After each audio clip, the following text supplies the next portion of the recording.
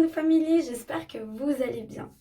Alors aujourd'hui je vous fais une vidéo un petit peu particulière parce que je ne vais pas vous parler de produits, je ne vais pas vous parler de ma marque, je vais simplement vous donner quelques astuces pour prendre soin de sa peau parce que je reçois énormément de messages privés de filles qui me demandent des conseils pour prendre soin de leur peau parce que sur le papier elles font tout juste et puis elles comprennent pas pourquoi elles ont encore des zones de leur visage où elles ont des boutons ou des rougeurs ou des petites imperfections. Elles ne comprennent pas pourquoi alors que vraiment elles se donnent de la peine, elles se démaquillent, elles boivent 2 litres d'eau par jour, elles mangent bien, enfin bref, elles font tout bien et des boutons persistent. Je n'ai pas la formule magique, mais comme moi-même j'ai dû me battre contre un acné hyper sévère et que j'ai une peau mais de M, vraiment hyper sensible, qui marque hyper vite, qui est pas du tout indulgente avec moi, que genre si je la nettoie pas comme il faut, rien que une journée, le lendemain, je vais tout de suite sentir ou avoir des petits boutons, ou enfin sentir qu'il y a quelque chose qui va pas. Vraiment, je dois être hyper régulière avec ma peau et c'est pour ça que la plupart du temps, lorsque les clientes me demandent conseils sur mes produits, je leur dis si ça a fonctionné pour moi, il y a des grandes chances que ça marche pour vous aussi parce que ma peau, elle est tellement exigeante que voilà. Donc, je ne vais pas vous répéter les conseils qu'on peut donner d'habitude, bien se démaquiller, nettoyer sa peau, mettre la crème solaire, boire de l'eau, bien manger, etc. Je pense que ça, c'est des choses que vous le savez, ou que vous devriez savoir. Je pense que c'est des conseils qu'on retrouve partout. Par contre, ce que je vais te dire, c'est des choses qu'on dit moins, mais qui sont hyper importants. Enfin, c'est vraiment hyper important et on ne se rend pas compte. Et je vais commencer par vous raconter ma propre expérience et comment j'en suis arrivée à cette conclusion. Donc vraiment, après mon acné sévère, j'avais déjà bien récupéré ma peau, j'étais contente de ma peau, mais je continuais à avoir des boutons, mais que sur une zone de ma peau. Donc juste là. Et le reste de ma peau était bien quoi, enfin j'avais bien récupéré ma peau. Et je comprenais pas, je me disais mais ici c'est bizarre. Là, des fois, c'est hormonal, mais là, en dessous du menton, je comprends pas pourquoi j'ai des boutons là. Et j'ai commencé à mener ma petite enquête et j'ai découvert en fait, enfin, je me suis aperçue que, en fait, quand je me pose sur l'ordinateur, c'est tout con, hein, mais je mets mon coude comme ça sur la table et je mets mon visage comme ça, puis je continue à scroller ou à travailler, à faire ce que j'ai à faire. Mais en fait, le fait de poser ma main ici, sous le menton, et les mains, on touche tout, elles sont sales. Même si on se lave souvent les mains, il y a des bactéries dessus et ça crée des boutons. Ma peau qui prolifère, qui adore les bactéries, qui adore les boutons, et ça faisait que j'avais toujours des boutons sur cette zone-là. Alors j'ai fait un test, je me suis dit bon, à partir de maintenant, je vais faire attention d'arrêter de me toucher le visage, en particulier cette zone-là. Et je vais arrêter de faire ça, de me mettre comme ça, et puis quand je regarde la télé ou Netflix ou n'importe quoi. Et véridique, vraiment en quelques jours, mes boutons là, ils ont disparu.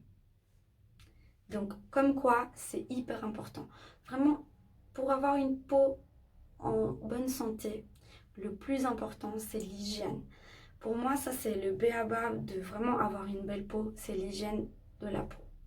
Et des fois, on oublie des petites choses comme ça, de ne pas se toucher le visage. Et pourtant, c'est essentiel.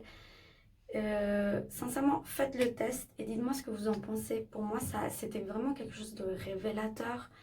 Et j'ai tout de suite vu la différence quand j'ai arrêté de me toucher le visage.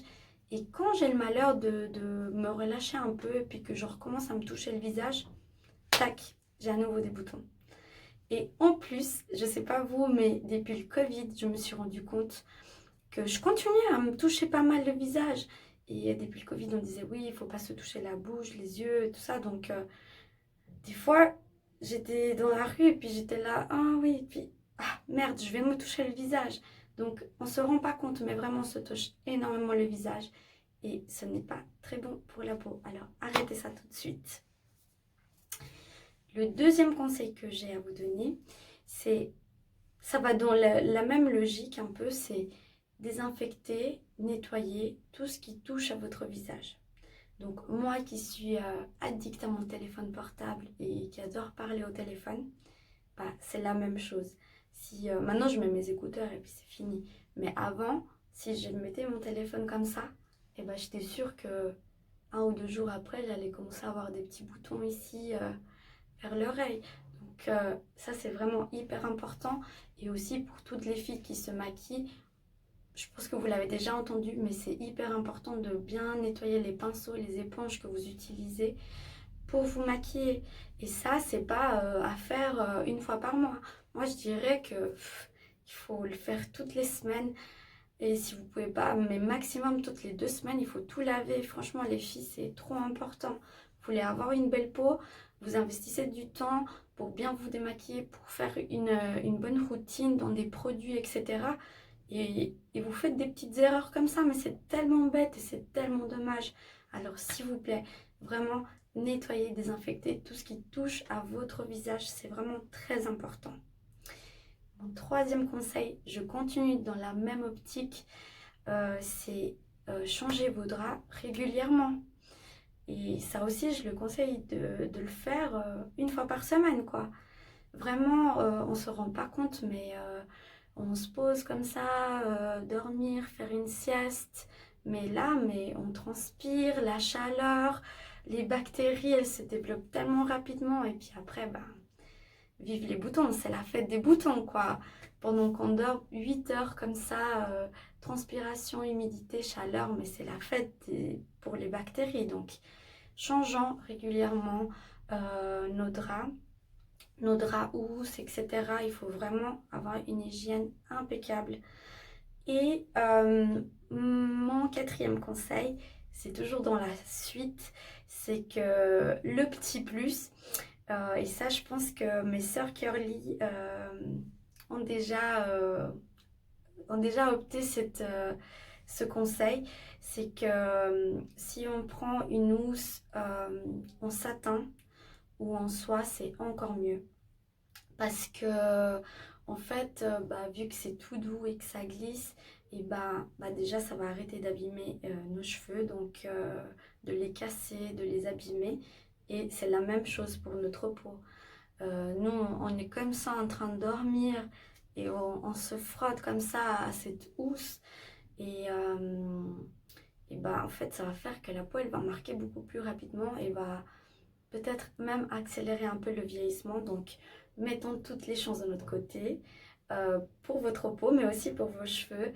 Je vous conseille une housse de coussin en soie, mais qui est un peu cher, ou en satin, qui est un peu moins cher, mais qui est aussi tout aussi douce et puis qui marche très très très bien. Et mon cinquième conseil, si je peux dire ça comme ça, c'est laisser respirer votre peau.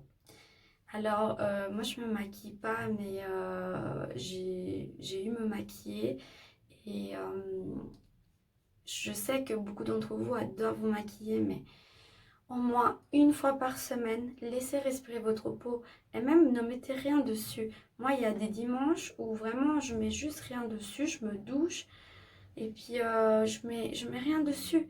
Genre, je laisse vraiment ma peau libre, au naturel. Et puis des fois, ça lui fait vraiment, vraiment du bien. Donc, laissez respirer votre peau, laissez votre peau naturelle, ça lui fait du bien, elle va se régénérer. Enfin, faites confiance à votre corps. Il sait ce qui est bien pour vous aussi. Donc, donnons-lui la chance de nous montrer ce qu'il peut faire pour nous. D'accord? Donc voilà, c'était une petite vidéo, j'espère que ça vous a plu. Dites-moi quelles sont les petites astuces que vous avez en dehors des produits de beauté, quelque chose que vous faites pour vraiment avoir une belle peau, ou si vous pratiquez déjà des conseils que je viens de vous donner. Donc voilà, j'attends vos retours. Je vous embrasse très fort et à très bientôt.